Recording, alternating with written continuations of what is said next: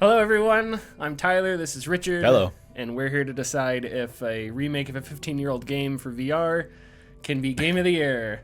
Oh, Whoa! yeah, wow. Developed by Armature Studio and published by Capcom and Oculus Studios, Resident Evil 4 is a VR remake of the classic 2005 survival horror third-person shooter made exclusively for Oculus' self-contained Quest 2. All right, so the thing I want to talk about first off the bat is the exclusivity thing, is the Quest 2 thing. Yep. Because I think that's probably going to be the biggest disappointment for a lot of people. One of them, yeah, I think so. Is that it's a Quest 2 exclusive, and obviously if you're dealing with Oculus, you have to deal with Facebook. Yes. All of those things suck, and especially with VR, because VR is a medium that's in its infancy right now. Yes. And it hasn't had a whole lot of room, or it has a lot of room to grow, but it hasn't had a whole lot of time, right? We're talking about a commercial VR market that is 5 years. I don't remember when the first Oculus. A little more than 5 years, definitely, Yeah. because the PSVR is 4 years. Sure. So it's at least been 2 years. So when a major title like this, one that is extremely well suited for VR, comes out and is an exclusive to any headset, but that headset is also tied to a social media site, all that sucks. There's never not been exclusives throughout our entire history of video games, but I think one thing, a point that you make is that the VR market is in its infancy, and I think it needs everything that it can get to grow and catch the interest of everybody. And I believe I said it before, but it probably would have been a better idea to have its main platform be on the Quest 2 and have its marketing push for the Quest 2, but yet be available for all other headsets, at least.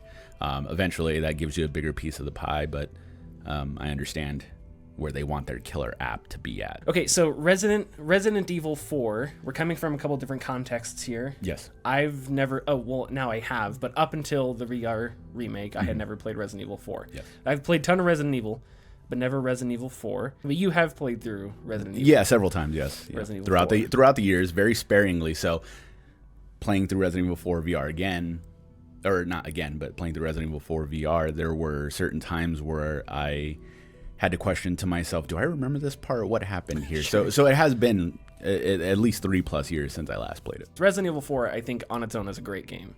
Yes, still is. It's surprisingly long. Yes. I had no idea that it was a 16-hour game. But it is First time around might be 16 hours. Oh, that's true. Yeah. Eventually, yeah. But I thought it was phenomenal, and I don't know if it's up there with my favorite Resident Evil. Yeah. I mean, it's hard to beat the Resident Evil 2 remake. I think that's probably still my favorite. But Resident Evil 8 was good, and this one is just as good. So aside from all the VR stuff, just the game itself, the fun story, Leon, who is just ridiculous. He's definitely a character, yes. And Leon himself, I think, makes part of what Resident Evil 4 is. And I think that your favorite being Resident Evil 2 and you believing that Resident Evil 2 is the remake is the best Resident Evil, that's completely valid because you may have played it first comparatively. But the fact that Resident Evil 4 VR, a 15-year-old game, is still like shot up there just proves to its test of time like how good of a game it is. Yeah, and that's I think that's a good point because it shows off how good Resident Evil 4 is. It also shows off how good VR is, because and not a whole lot is different about Resident Evil 4 VR if you're comparing it directly to Resident Evil 4 on a desktop or something. There have been some lines of dialogue changed. Yes. Which is interesting because we didn't know about that until post-release, or at least I didn't see it anywhere that it was reported until post-release, which is interesting. And there also have been not a lot of mechanical changes, but there is a character in the game who we'll try not to. It's in a weird case because it's a 15-year-old game, but people like me, this is the first time you're playing it. Yeah. But I think it's generally known that Ashley is sort of a side character, and that you have to escort Ashley around. Yep. In this game, Ashley, or in the VR iteration, yeah. Ashley doesn't take as much damage, and enemies won't go for Ashley as much. They'll target Leon over her. Mm-hmm. So it makes things, I guess, a little bit easier. It does. And I don't know if it would have been a big deal if they kept it the same either. I'm glad they toned the damage down, but if the enemy still went after Ashley, I don't think it'd be too big of an issue because in original Resident Evil 4, with the tank controls, it would take quite a while for you to kind of like stop what you're doing, kind of turn back up, and then get to them. But with VR, it's just a quick like look around and shoot one of the villagers in the leg or something. There really wasn't much different in the game compared to the original, besides I believe a cutscene or two, and then those particular lines that were taken out, which I did kind of notice in my first playthrough. Yeah, I was impressed by that because they're not like, I did not notice the I guess some of the statements said that it's obvious. I had no idea. Right. But you I did, yes. There's a portion in the game where you lose contact with your handler. Sure. And eventually, I very much remember that you contact that person again after a certain sequence of events, and that never happened in the game. But I definitely remember that because they don't just like yeah. She doesn't just. It was weird that Hannigan, is it Hannigan? Hunnigan. She sort of disappears from the story. Yeah. Which I thought was weird. But you definitely talk to her again. That was removed, which I don't think should have been removed, but I understand. And then there was a particular line that was delivered by Ashley at the end that was removed, which is totally a 90s like B-movie type line. But I guess I understand. And I think there were a couple more instances, but honestly, they were so insignificant of situations or lines. I had no clue, you know. So Resident Evil 4 has a ton of accessibility options, so many that we can't go through and list them. But it is a very accessible game. Yes. There's teleportation locomotion.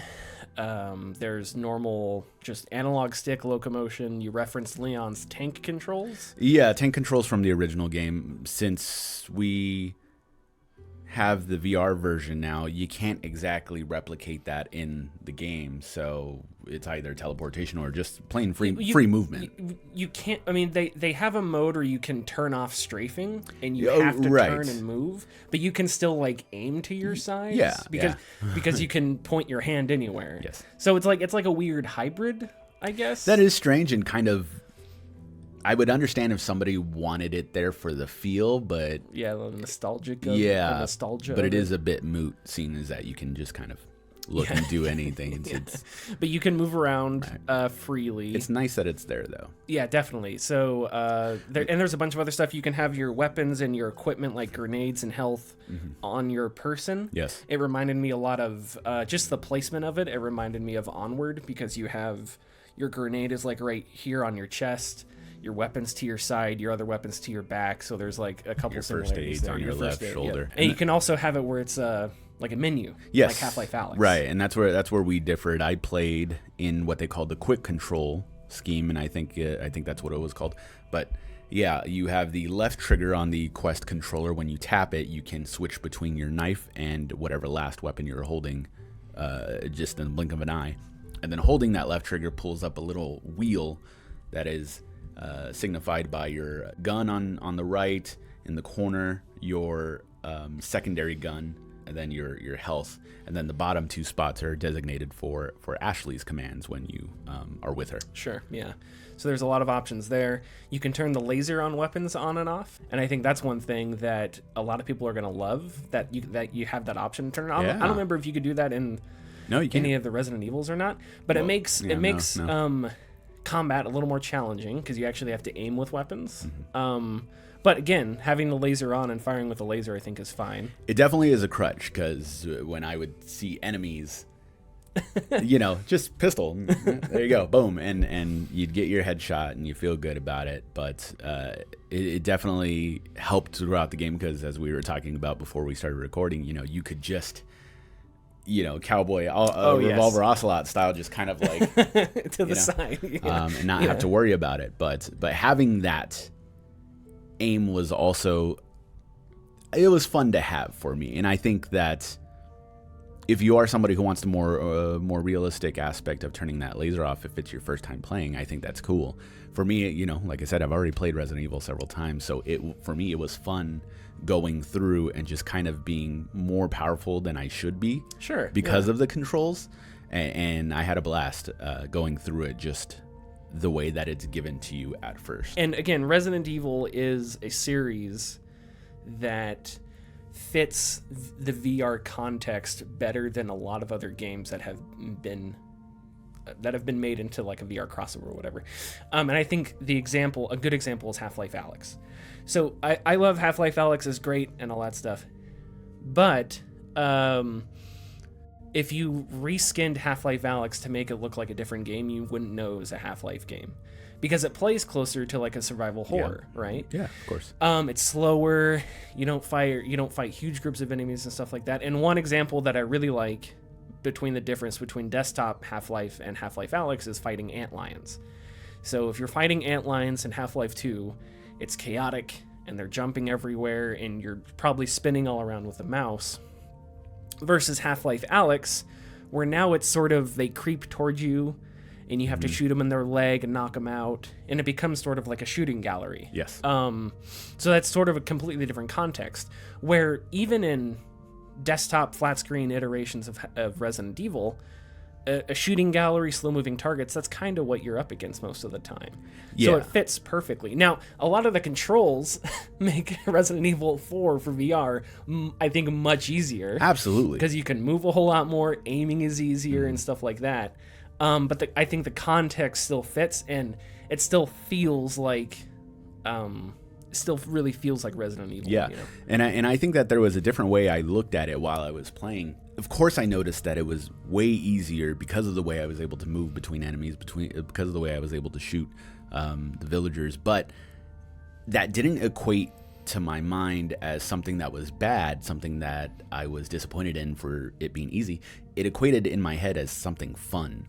Sure. Yeah. And I loved going through the initial village encounter when all the villagers come at you. I loved looking left and right, shooting here and there, and trying to weave in and out of where I was supposed to go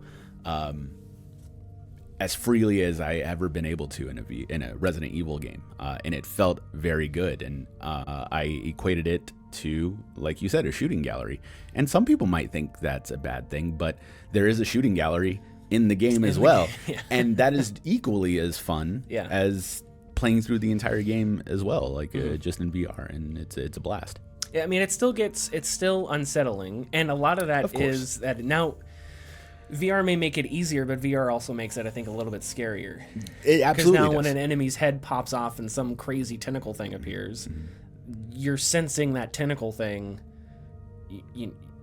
the size that it would be, I guess, IRL. Yes, right? and of course... It's not on a screen. You're actually, like, when you have to look up at it, you feel the crease in your neck as you're looking up at it. The depth perception of how close it'll get to you. I think you mentioned that before. Yep. And then, of course, there's other very creepy enemies that are tough to go against in VR as well. I know I was a bit hesitant at some points because I knew what was coming, but it was just this kind of, I didn't want to do it, especially in a VR setting. Mm-hmm. And I think probably my favorite sequence was the castle. I think the castle had the most moments where I stopped and sort of just looked around. I remember visually wise, yes. Yeah, visually. Because even though, so a lot of the textures have been up-resed and stuff like that, but it still looks like it runs really well. But it still looks like a game made in 2005. It's not a huge remaster or anything like that. But even with that, just the presence, right? I remember at one point I walked into a hallway in the castle, and there were these huge windows that were open, and the drapes were sort of blowing in the wind. And it was just so awesome to take that in VR. Or there was a point where there was upside down statues that were hung from the ceiling. A little creepy at first. A little creepy, and like walking under them and sort of feeling how thick they were and stuff like that. All that was really cool. So it's just an excellent job sort of putting a person where the camera should be, you know. And I'm thankful that they did that. We're able to go through and up-res some things. There are things you can't exactly get away with. The bushes at the beginning of the game look very terrible. As two paper cardboard cutouts kind of like put in a cross formation. But of course you get, as funny as their static faces are when you take out the villagers and they're just laying on the floor with, like, you know, they don't look that good. Mm-hmm. But when they are close up to you and moving, it does look good. Some of the portraits look very good. There are parts in the castle specifically where you had very impressive reflections for some reason, you know. But yes, it's still a 2005 game, but still it looks, you know, very good. And I think comparatively to something like, there's another VR game called Death Horizon on the Quest. It very obviously looks like an Android phone game. Like Resident Evil 4, it just is. There's no comparison between the two. Is what I'm trying to say. Is regardless of how you think Resident Evil 4 has aged, it really hasn't. If that makes sense. I know. I think the perspective VR provides, it sort of revitalizes it. Yes.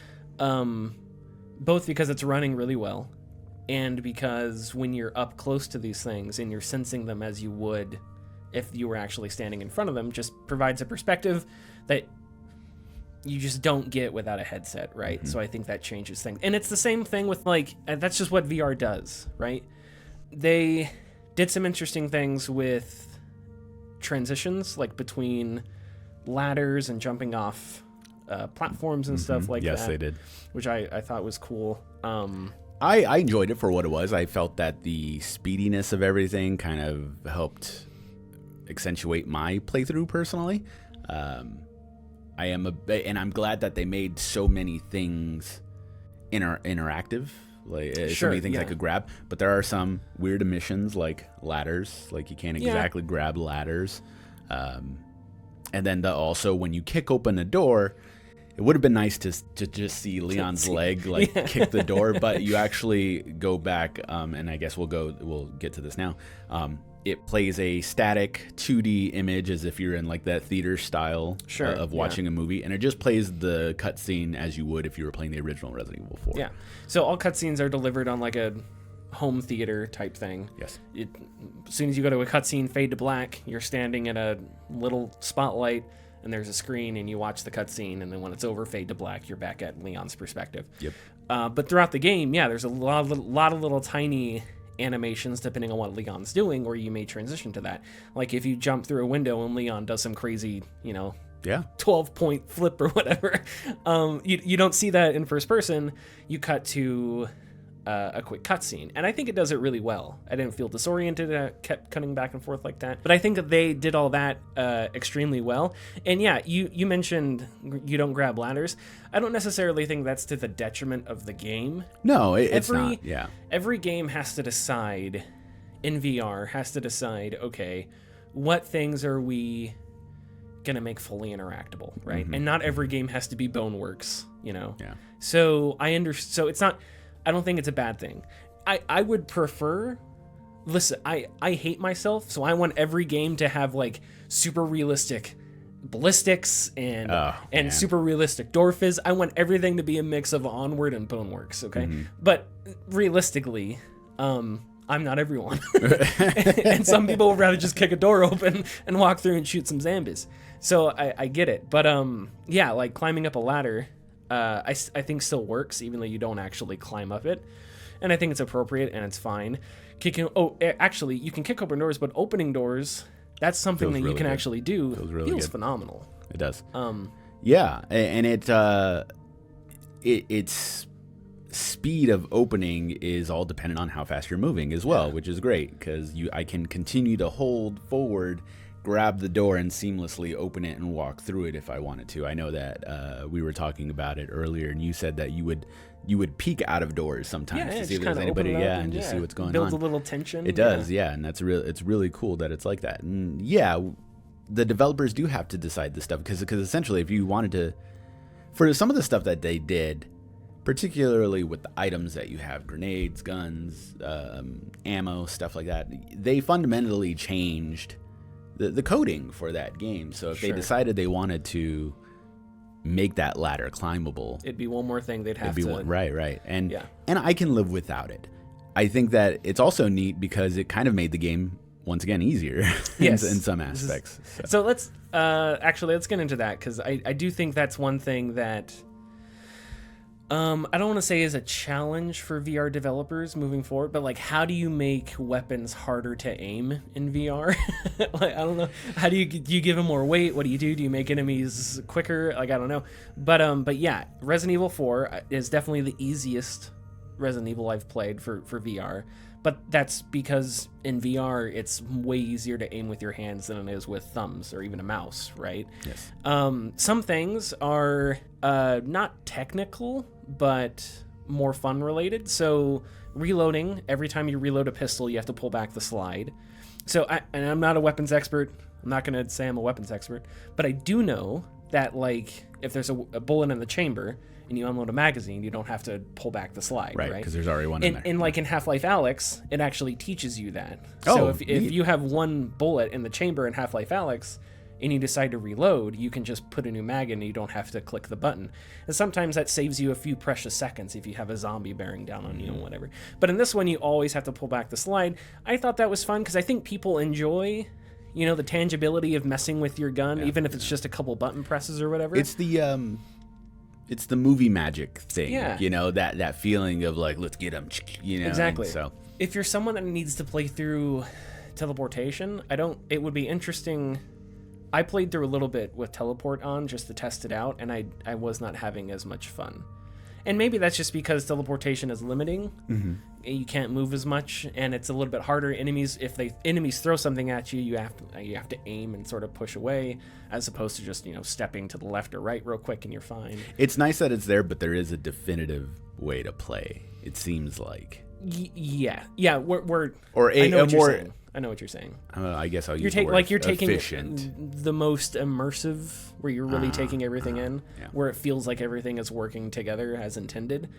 Where teleportation feels like it's being accommodated to the best that it can be, right? Yes. But it needs to be there, I feel like, because you want your game to be played absolutely. by as many people as possible. Now, we get back to how the guns feel and everything. I felt that one gun that I never quite got a hold of correctly was I forgot what it was. The submachine gun. Oh, the submachine gun. Yes. Yeah. The submachine gun, its weight as a gun inside of the game was way different than all the other guns. So I felt myself constantly misaiming or its lightness, so to speak. Submachine guns output a high amount of bullets. So of course it's going to be unruly, but on its own, just as a regular movement speed, it felt a lot faster. It felt I was holding a feather gun of some sort. I don't know if you're setting me up. No, I'm not. Okay, but if I am, was hoping you were going to say yes. Yes. Montana to Rice. Because speaking of SMGs, that's when getting the SMG for the first time and trying it out was my, oh my God, you can dual wield moment. Right. And that's totally something new to Resident Evil, at least as far as I know. At least dual wielding in VR is new. Dual wielding for sure. Dual wielding well. Dual wielding well. Okay, we'll give that. Yeah, so because it's VR, you can have multiple weapons equipped, and how it works is you have pistols at your side, you have long weapons, rifle, shotgun, SMG at your back, RPG, whatever. Sniper rifle. And then you also have a knife. So you can have multiple weapons equipped, and you can sort of work together. If you shoot a guy in the kneecap, and then you hit him with the knife a bunch of times while he's on the ground, fun. which you can do in normal, which you can do in normal Resident Evil. It's just much easier in VR. You can do that, and you can dual wield, and I dual wielded a lot. If there was a big group of enemies, or if I was surrounded, I'd straight up pull out my SMG, pull out my pistol, and I'd keep looking left and right and shooting at dudes, hitting kneecaps, hitting faces, whatever. I went the John Wick route. My single pistol is like, I'm never using another weapon, and obviously you have to in certain points, but man, did I just upgrade it all the way. Let's do it. I love it. And again, that's where the game gets much easier, because there are enemies with shields, where now you can literally just hold the gun past their shield. You can. And it's game over for them, not for you. Right. And it makes things a lot easier. But it's still fun, and it doesn't feel cheap. I feel like the game is still challenging and still asking you to... I thought Resident Evil 4 was kind of mean, Because there are moments where all of a sudden there will be like 10 enemies Yes. that just Oh, appear yeah, behind absolutely. you. And it's like, oh, shoot. There's a very early section. It scared the crap out of me. There's a very early section where you're going up a hill and there's a cart with some barrels on it. They're obviously like you have to shoot them. And a couple of the enemies came towards me and I was like, all right, I'll just shoot it. I shot it, and through my headset, I didn't have headphones on. It was just headset. I heard those moans and I was like, oh no, are they behind me? And I turn around and it's 5 of them, like in my face, because they spawn behind you after the door, and I was standing at the door, and it was a very shocking moment. But yes, there are times where they do throw enemies at you that come from the direction you just came without your knowledge, and it definitely trip you up. Yep, and it can be pretty challenging that way. So quick time events appear a lot in Still Resident there, Evil 4, yes. And I think you can back me up on this, because I think this is something you told me. But at the time, Resident Evil 4, when it came out in 2005, and I remember it this way too, at least with the games in general, quick time events were sort of a newish thing, right? They were around, but they weren't heavily utilized. Yeah. As very much. And so, I don't know, if Resident Evil 4 remained today, people may react to it differently. But there are moments where, you have to move so instead of telling you to hit buttons, it tells you to move your controllers. It does tell you to hit a specific button every now and then. But mostly it's move your controller up, down, left, right, whatever. And there's at least a sense of movement there. So if there's like a rock falling or something and it tells you to move right, move your controllers right, at least you kind of feel like you're moving with Leon, as opposed to just pressing A to move out of the way. I understand consoles can't do anything but that, but at least in VR, there's that sense of, again, movement. And there's the obvious choices, like you're running away. You do the run animation. Which, in turn, I think ultimately, once again, is something that was made easier, was the, introduction of the motion controls. I'll call them that, even though it's VR. But sure. But yeah, because if you were playing Resident Evil 4 on GameCube, you would run away from the boulder, mash A, and then to jump out of the way, you would have to press like L and R. But if you happen to die, the next time it would do it, it could give you completely different buttons. So you always had to stay on your toes. With the QuickTime events here, I never really had to worry about failing, because it was that way, up, down. And I don't think I can't say this for separate. sure. Yeah. But I don't think they changed, like if you failed. No, I'm very certain. At least every time I failed a quick time event, it was the same sequence afterward. I believe can't confirm, but I think. I believe in a certain hallway section with lasers.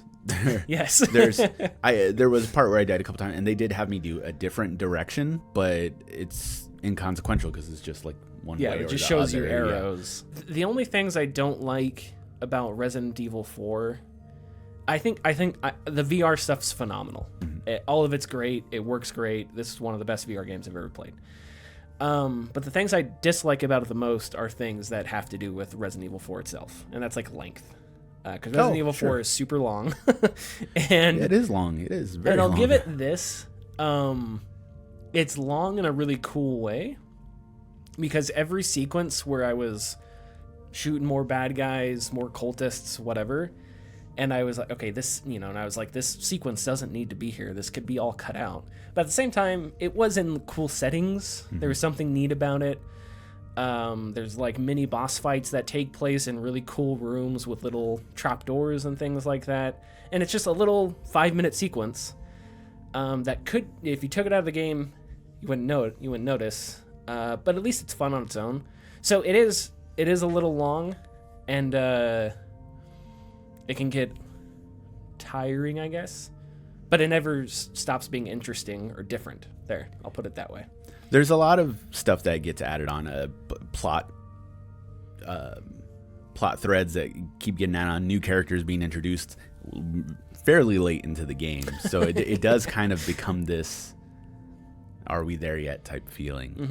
And I got that too, because I happened to forget a good amount of the things that I completely forgot. There's a prison area towards the end. I completely forgot about that area. Completely forgot about it. And so because it was, I got to the castle. Okay, well, we're almost done. And it's like, no, there's a very large amount of game after that. And there are some things, like there's a specific character who helps you out in the game. And I don't know, after playing it again, why are you here? Because they were really a MacGuffin. There was only one thing they had to do for you. Oh, and that was it. I think I know what you're talking about. And so, well, yeah, I'm being vague for spoilers. Sure. I mean, of course, I remember them in the original playthroughs, but playing it again just really cemented the fact that it was kind of like, well, maybe we didn't need this plot thread here, but exposition, stuff like that. Other than that, I do, but there are some things that I wish, talking back with how it uses motion controls and hands and stuff like that I wish it did a little bit better. There's one puzzle where it's one of those square puzzles. You push squares around, sliding puzzle thing. You push squares to get an image correct or whatever. And it's cool, but I kind of wish you actually had to grab the squares and move them. Mm-hmm. All you had to do was sort of position your hand over and click the trigger or the touch button, over. And it would sort of move. And again, that's a minor gripe, but in VR, it's like everything you see, you want to pick up, look at, analyze, you want to move things around. That's part of the fun. And that's one of the joys, is when you actually go to reach for something and you're like, oh, shit. Yeah, you I picked can mess it with up. it. That's awesome. Yeah. So little tiny things like that, but minor gripe. And it's only one part of the game that takes 2 minutes. Yeah. So I mean, you can kind of see it as an upgrade as well, because I mean, it was in the original just selecting a square. And sure. Boop, boop, boop. And then there was a very early on, one of the first puzzles is taking an orb on the door and kind of like shifting it around to create a symbol, which I thought they did a good job with that. But all of Resident Evil's puzzles throughout all the games is just a matter of press this button, then that button in order to like shift things to make it correct. And to their credit, they changed a lot of that to where you're actually doing stuff with your hands. Yeah, if you're cranking a lever or whatever. It's very easy. Yeah. That was the other thing about Ashley's. You could order her to do things, and I don't know if that was in Resident Evil 4 yes, or not. It was. It was? Oh, okay. But that's super convenient. Yeah, Telling an NPC to, hey, go crank that door open. Yeah. I got to shoot these guys. That's super very convenient. Her section was well done as well for the VR. Yeah, it was really cool. There was a very neat section when you're in the dark, and in the original game, she has a flashlight, but it's static because you move her where you need to go. But in the first person, like, you actually can, with the flashlight, look around and everything, give very, very horror video game vibes. And I was like, well, don't make a video game based around this because I'm not going to play it. So right. So if we were just to grade the VR aspects of Resident Evil 4 VR, I think the official title is Resident Evil 4, which I don't understand why they anyway, Resident Evil 4 VR, Resident Evil 4 2021, whatever, Resident Evil 4 Quest 2. I'd give all of the VR stuff an S. This is absolutely one of the best VR games I've ever played. It's phenomenal. It's scary, it's fun, it's funny. Leon is the funniest character of all time, even though he's not trying to be funny. He's just Leon. Yep. But Resident Evil 4 itself isn't a perfect game because there was some stuff I didn't like. There's some stuff that took a little too long for my taste. So I'm going to degrade it all the way to an A. Oh, for me. Sad days. So, yeah. Sorry, Capcom. In my heart of hearts, I want to give it an S. For all the reason that you stated. This is some of the most fun I've had in a VR game in a very long time. There's other highlights, of course, but I think that it has to be said that even though you get an absolute full game packed with stuff, there is still some standard things missing from this release, such as the extra mercenaries mode that was in the GameCube version. I did find that it was in the GameCube version. I couldn't remember if it was or not. And then there was a separate mode that was released later on every other release of the game called Separate Ways, where you play as one of the main characters who helps you out through the game. Those are not in this release, unfortunately. I do hope that maybe a long shot that it will come out in a free update of some sort, but I can totally see them charging extra for it. But that mode alone can be its own game if you wanted it to be. So, it's a coin flip of what they'll do. But overall, I still think that 15 years later, Resident Evil 4 is an excellent game, and the VR aspect of it only elevates its enjoyment. So I'm going to have to give it an A as well. Yeah, I came away thoroughly impressed, thoroughly enjoying the experience, and also I just couldn't help but think of what else can be done like this. Yeah. And I mentioned Dead Space. Yeah. Dead Space would be terrifying. And obviously you couldn't do a 1-to-1. I don't know if you could get pulled through a hallway on a tentacle like you do in Dead Space. I don't know if that could happen in VR or not. But as far as like, playing as Isaac and shooting off necromorphs limbs and stuff like that, I think all that could be ported into VR.